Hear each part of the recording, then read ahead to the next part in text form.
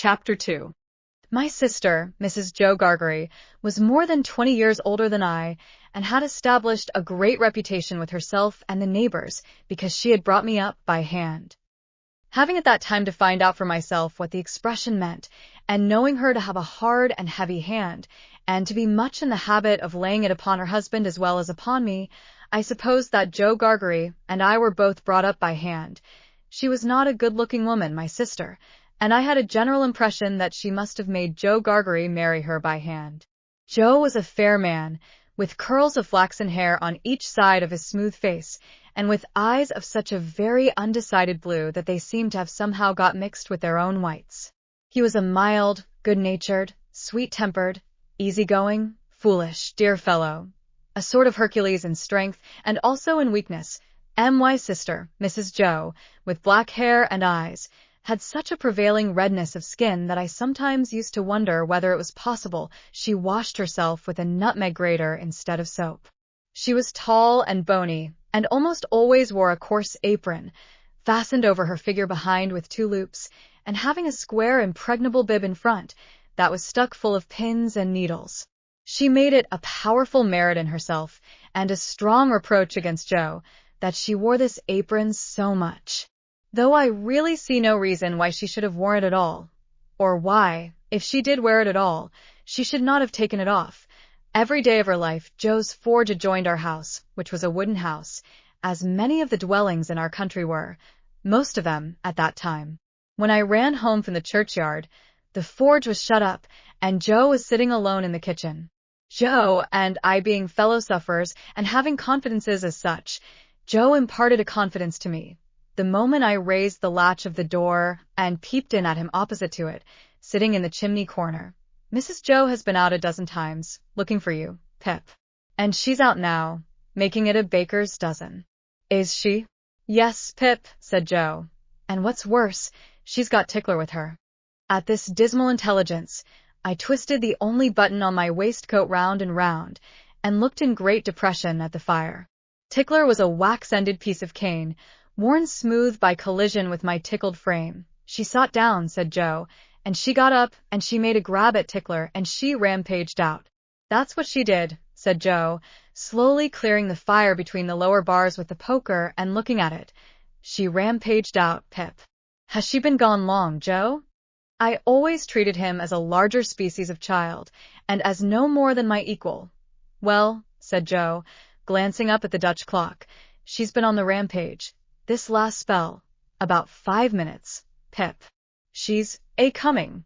Get behind the door, old chap, and have the jack-towel betwixt you. I took the advice.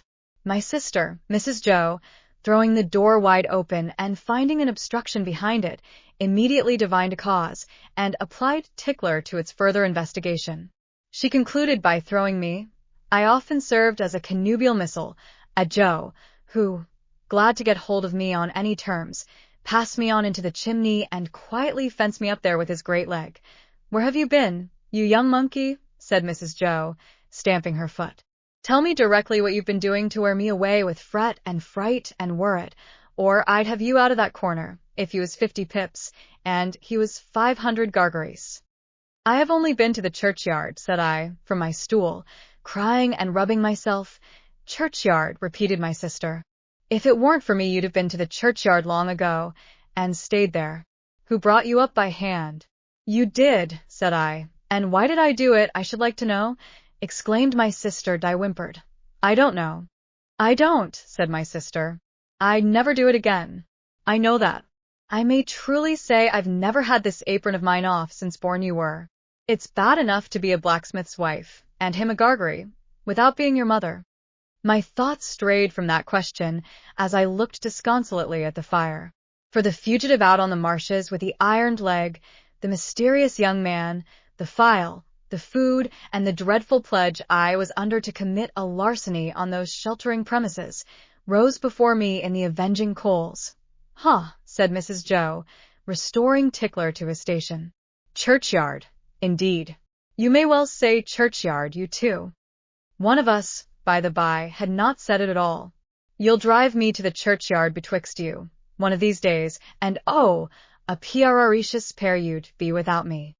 As she applied herself to set the tea things, Joe peeped down at me over his leg, as if he were mentally casting me and himself up, and calculating what kind of pair we practically should make, under the grievous circumstances foreshadowed.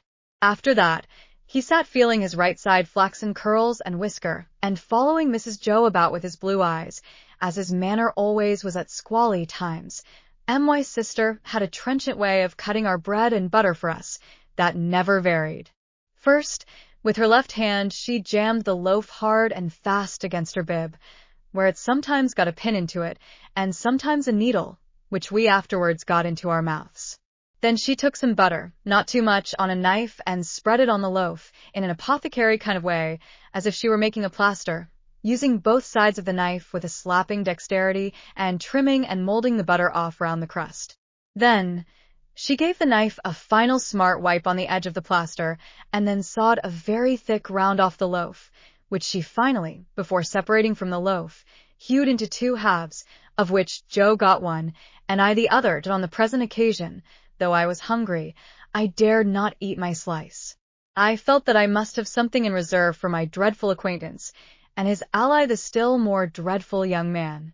I knew Mrs. Joe's housekeeping to be of the strictest kind, and that my larcenous researches might find nothing available in the safe. Therefore I resolved to put my hunk of bread and butter down the leg of my trousers. The effort of resolution necessary to the achievement of this purpose I found to be quite awful. It was as if I had to make up my mind to leap from the top of a high house, or plunge into a great depth of water. And it was made the more difficult by the unconscious Joe. In our already mentioned Freemasonry as fellow-sufferers, and in his good-natured companionship with me, it was our evening habit to compare the way we bit through our slices, by silently holding them up to each other's admiration now and then, which stimulated us to new exertions.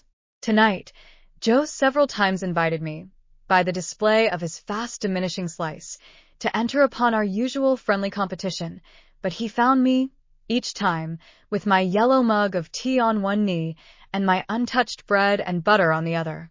At last, I desperately considered that the thing I contemplated must be done, and that it had best be done in the least improbable manner consistent with the circumstances. I took advantage of a moment when Joe had just looked at me and got my bread and butter down my leg. Joe was evidently made uncomfortable by what he supposed to be my loss of appetite, and took a thoughtful bite out of his slice, which he didn't seem to enjoy.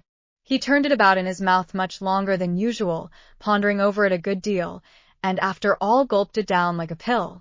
He was about to take another bite, and had just got his head on one side for a good purchase on it, when his eye fell on me, and he saw that my bread and butter was gone. The wonder and consternation with which Joe stopped on the threshold of his bite and stared at me were too evident to escape my sister's observation. "What's the matter now?" said she, smartly, as she put down her cup. "I say, you know," muttered Joe, shaking his head at me in very serious remonstrance. "Pip, old chap, you'll do yourself a mischief. It'll stick somewhere. You can't have chawed it, Pip." "What's the matter now?" repeated my sister, more sharply than before. "If you can cough any trifle on it up, Pip, I'd recommend you to do it," said Joe, all aghast. "Manners is manners, but still your health is your health." By this time, my sister was quite desperate, so she pounced on Joe, and, taking him by the 2 whiskers, knocked his head for a little while against the wall behind him, while I sat in the corner, looking guiltily on. "Now, perhaps you'll mention what's the matter," said my sister, out of breath. "You staring great stuck pig." Joe looked at her in a helpless way, then took a helpless bite and looked at me again. "You know, Pip," said Joe, solemnly, with his last bite in his cheek, and speaking in a confidential voice, as if we two were quite alone, "you and me is always friends, and I'd be the last to tell upon you any time. But such a—" he moved his chair and looked about the floor between us, and then again at me. "Such a most uncommon bolt as that." "Been bolting his food, has he?" cried my sister. "You know, old chap," said Joe, looking at me and not at Mrs. Joe, with his bite still in his cheek, "I bolted myself when I was your age frequent, and as a boy I've been among a many bolters, but I never see your bolting equal yet, Pip, and it's a mercy you ain't bolted dead." My sister made a dive at me, and fished me up by the hair, saying nothing more than the awful words, You come along and be dosed. Some medical beast had revived tar water in those days as a fine medicine, and Mrs. Joe always kept a supply of it in the cupboard, having a belief in its virtues correspondent to its nastiness. At the best of times, so much of this elixir was administered to me as a choice restorative that I was conscious of going about, smelling like a new fence. On this particular evening, the urgency of my case demanded a pint of this mixture, which was poured down my throat, for my greater comfort, while Mrs. Joe held my head under her arm, as a boot would be held in a bootjack. Joe got off with half a pint, but was made to swallow that, much to his disturbance, as he sat slowly munching and meditating before the fire, because he had had a turn. Judging for myself, I should say he certainly had a turn afterwards, if he had had none before. Conscience is a dreadful thing when it accuses man or boy, but when, in the case of a boy, that secret burden cooperates with another secret burden down the leg of his trousers, it is, as I can testify, a great punishment. The guilty knowledge that I was going to rob Mrs. Joe. I never thought I was going to rob Joe, for I never thought of any of the housekeeping property as his, united to the necessity of always keeping one hand on my bread and butter as I sat, or when I was ordered about the kitchen, on any small errand, almost drove me out of my mind. Then, as the marsh winds made the fire glow and flare, I thought I heard the voice outside, of the man with the iron on his leg who had sworn me to secrecy, declaring that he couldn't and wouldn't starve until tomorrow, but must be fed now. At other times, I thought, what if the young man who was with so much difficulty restrained from imbruing his hands in me should yield to a constitutional impatience, or should mistake the time, and should think himself accredited to my heart and liver tonight, instead of tomorrow? If ever anybody's hair stood on end with terror, mine must have done so then. But perhaps nobody's ever did. It was Christmas Eve, and I had to stir the pudding for next day, with a copper stick, from 7 to 8 by the Dutch clock.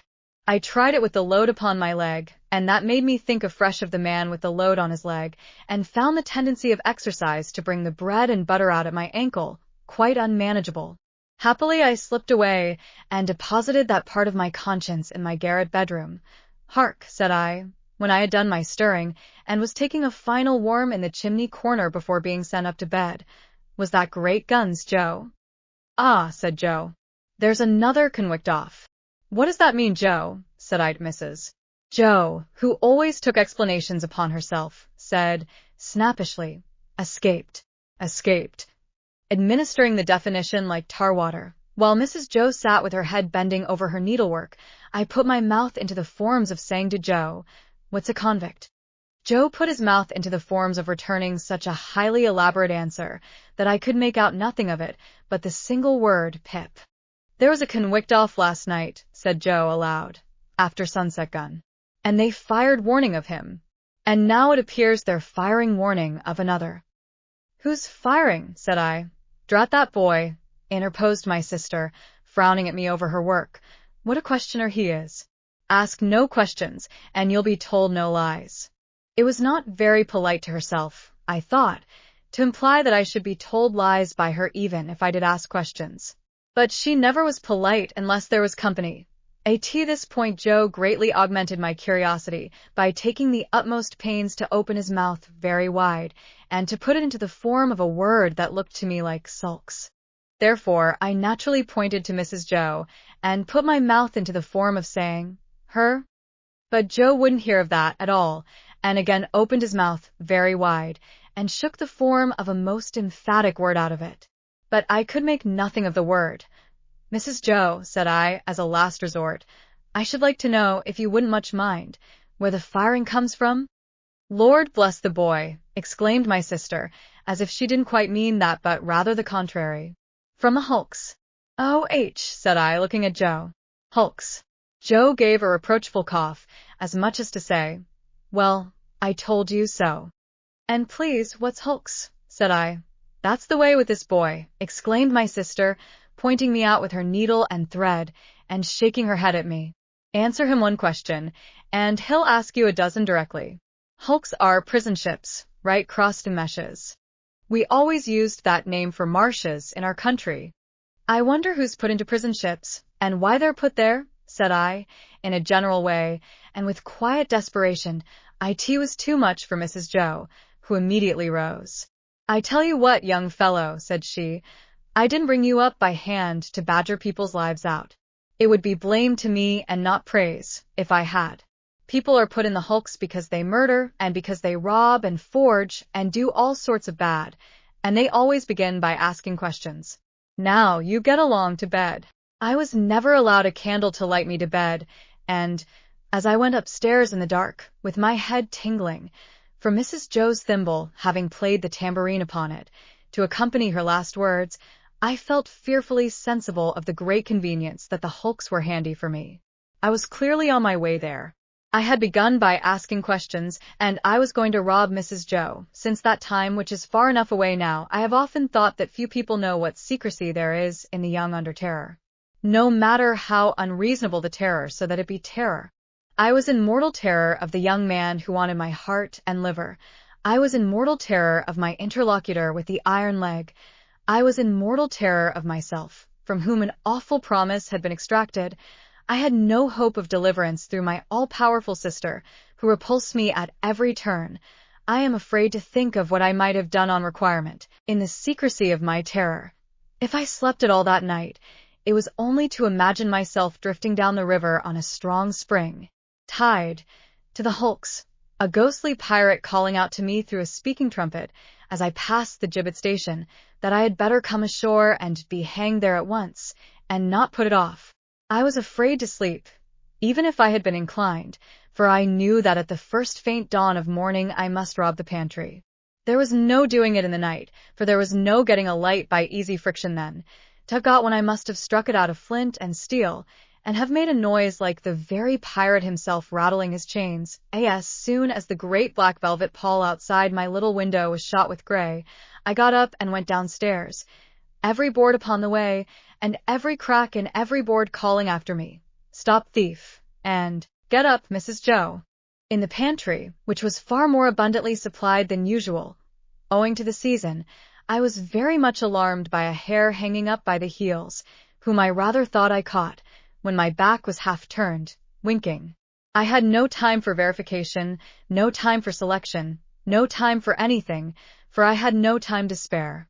I stole some bread, some rind of cheese, about half a jar of mincemeat, which I tied up in my pocket handkerchief with my last night's slice, some brandy from a stone bottle, which I decanted into a glass bottle I had secretly used for making that intoxicating fluid, Spanish licorice water, up in my room, diluting the stone bottle from a jug in the kitchen cupboard, a meat bone with very little on it, and a beautiful round compact pork pie.